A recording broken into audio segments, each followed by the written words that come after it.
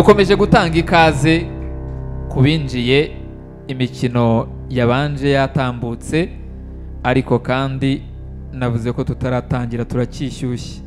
Imyiyereko ntago ariyo mirwano, murashira impumu ntawe tuza gukiranya, ariko nituza kugera mu nka n'ubundi murabimenya turagwamo neza. Ngiye guhamagara umwe mu bana bagize ibyanzu, umwe mu bahanzi batorezwa mu byanzu w'umuhanga. Ndagira ngo Nkindi mu mwakirane amashyi menshi cyane abereka icyo asombye abandi. Umwanya ni wawe Nkindi. Rubasha byana ndi umusizi w'umuhanga wa Gihanga, uhanga Gihanga agahunga inanga, ngende uwo basinze asigasiye udasumbwa. Abanzi neza baramvuga ariko byarangiye bibayobeye, nza kuvumbura yuko nzi kwivuga kubarusha igituma mbibasha. Nkuko nabibabwiye, amazina nahawe n'ababyeyi ni Neza Nkindi Kevin, ndayashima ndetse nyagera y'ubuhanzi, ariyo mpamvu nitwa Nkindi Kevin mu izina ry'ubuhanzi. Wahamagara Nkindi Kevin nkakwita Barubasha byana. Njye Nkindi rero ndi wa Munyaneza, Munyaneza ni wa Kankindi, Kankindi ni wa Murindabigwi, Murindabigwi ni wa Mporero, Mporero ni wa Mbonyimbuga, Mbonyimbuga ni wa Matabaro, Matabaro ni wa Gahinga, Gahinga ni wa Gahindiro, Gahindiro ni wa Muhinda, Muhinda ni wa Bihembe, Bihembe ni bya Sangoma, ukomeza kugera kuri Gihanga uhanga u Rwanda. Ikirenze ibyo ndi umuhungu wa mama, uvuga ngo uri uwa nyoko. Ntacyo bitwaye. Kuri njye rero akenshi nizera ko biba bikenewe cyane si amagambo, kuko ngira make ariko make ngira agahamya ku ntego. Niyo mpamvu ngira ngo twihute ku gisigo cyanjye. Igisigo nakoze bitanyoroheye kubera yuko ntabwo ari benshi bakunze kumenyera ikintu kijyanye n'amarangamutima, cyane cyane kijyanye n'urupfu, ariko njye nararuhangaye. Nkeka ko na buri wese yazabigerageza, ariko wumva bashanya nanjye namubwira iki. Igisigo cy'isabukuru itakaye, igisigo cy'urupfu, ni isabukuru ibintu nari niteze ko biri buze kuba byiza, birangira bitambereye byiza nk'uko nabikekaga. Nkeka ko muri buze gushimishwa nacyo nubwo kidashimishije ku ruhande rumwe. Isabukuru itakaye yahindutse amarira. Misi nagombaga kunezererwa mifata amarira. Niteguye kwereka umutima wanjye wahisemo. Surupfu rutindi rurasama rutwara umutima woze undema.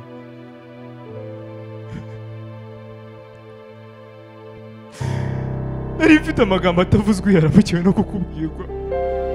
Ni mama dore uwo nkunda, ariko ururimi rusa n'urwikanze. Urukundo rwose rw'urufatiro wagiye naguherekeje, isabukuru yanjye bahita barika.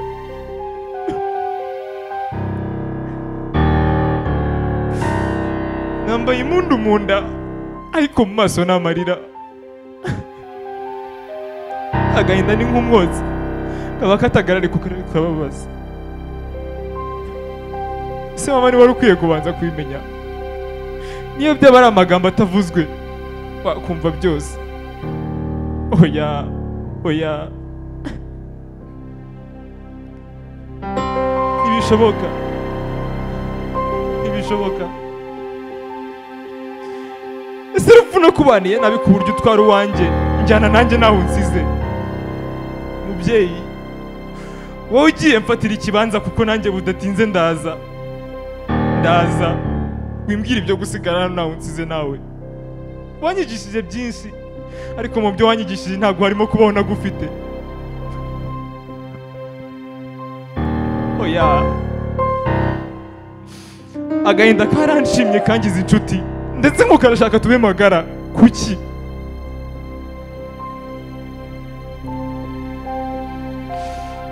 Iyi nimba nzayibana ne? Oya, oya, kuki? Mubyeyi garuka. Oya mana, oya, ibyo kumbwira ngo ndakomeye ngo uranyumva, oya oya, njye ndagiye, niba ari n'iryo juru uzarireke. Kukiza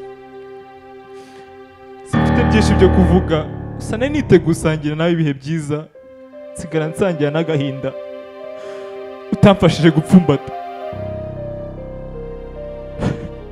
Nk'abakibafite mu bafate neza, isabukuru itakaye.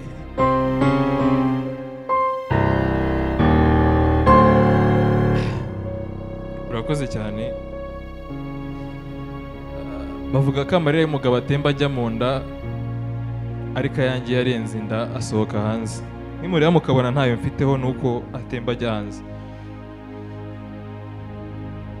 Ushobora kuba mwababaye, akaba ariyo mpamvu mudakoma amashyi, ariko si henshi nkunze kuyasaba, ntacyo bitwaye. Hari abashobora kwibaza rero ko ahanini nkunda kuriza abantu gusa, reka kirazira. Ibyo nize gukora byose. Niyo mpamvu ngira ngo rero protokole baze kunyemerera mu buryo bwabo,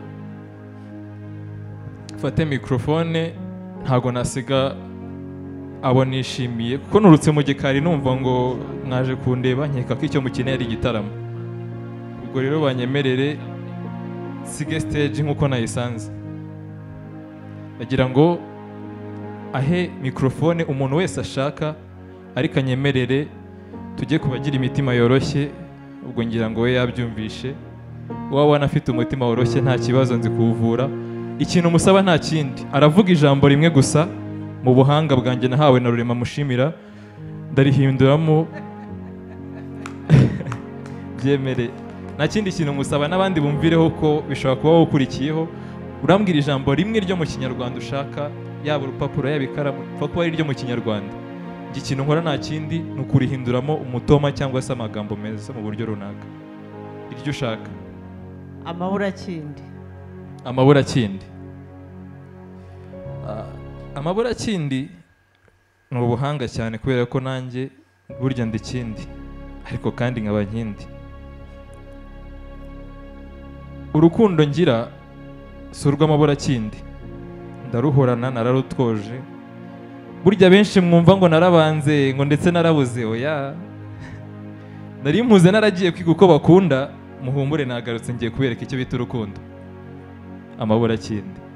Undi wa kabiri, twihute kugira ngo ducunguze uburyo umwete. Ariko kandi mwongere mugaruke mu mwuka nabasanzemo, byanshimisha nanjye nk'umuntu ugamije kubataramira. Ni ijambo rimwe gusa tugakomeza. Ibyo ushaka ryose, ryose ariko. Uwera. Uwera. Sinzi niba muri kubibona nk'uko mbibona, ariko aya matara yose iyo bayakuraho yari gusigara amurika, kuko ni uwera. Nk'uko mubibona nawe arabizi ko yera koko, yambarira imyeru nta rindi bara, ni uwera. Undi.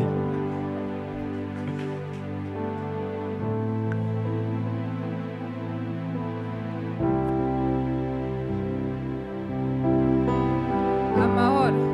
Amahoro. Amahoro ya mbere nagize mu mutima ni ukubasha kukugira, kubera ko ukihagera ibyara umwijima, agahinda, byose byagiye ntamenye iyo bigiye.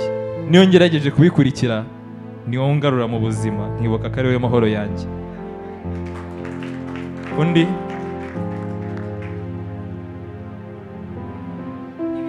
Biroroshye, ijambo rimwe gusa tugakomeza. Mushakamba. Mushakamba. Yego. Mushakamba. Ushobora kuba azi no kubyina igishakamba, ariko ntacyo bitwaye. Mushakamba rero, izina ryawe nkiryumva naketse bwa mbere ko ari we Mushakamba, ariko icyantunguye kurushaho uko umureba uko, uyu ni we Salomo yabuze bikamutera gushaka abagore 100. Uko yabuze uhwanye nabo bituma ashaka 100, yamubona yari kumushaka ari umwe. Ikindi kirenzeho nuko burya igihe ugira isabukuru nazengurutse isi yose nshaka impano yakuruta, ariko icyambabaje kurushaho nuko naje gusanga nta yindi mana iruta wowe. Iyo mbimenya nari kubikubwira. Ubutaha nubona nakuzaniye impano ujye umenya ko nta mana ikuruta. Wanyuma dukomeze. Wanyuma.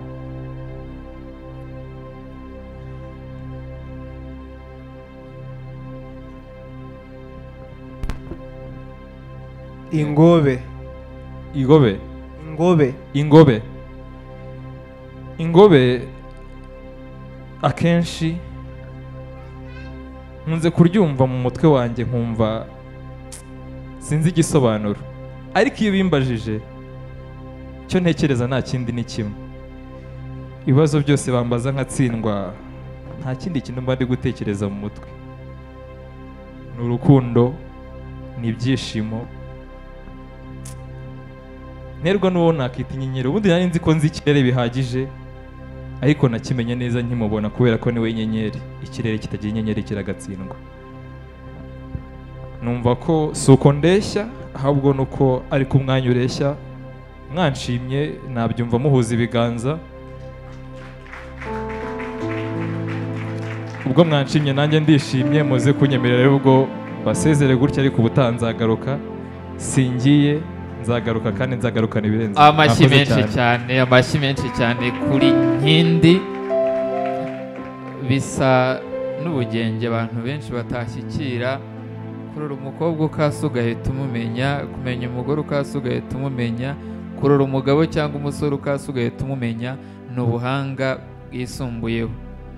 Ariko muri yenza iyo ubajije Ingobe uba umwitezemo umurashi, uba umwitezemo umufozi, cyangwa umwitezemo umukinzi.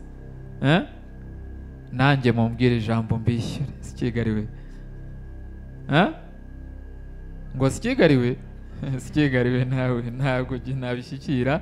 Ndanezerewe cyane, turimo turagenda twaguka, ariko simbyumvira ahandi, ahubwo numva amashyi yanyu ashimira ibimaze kuba ngubu.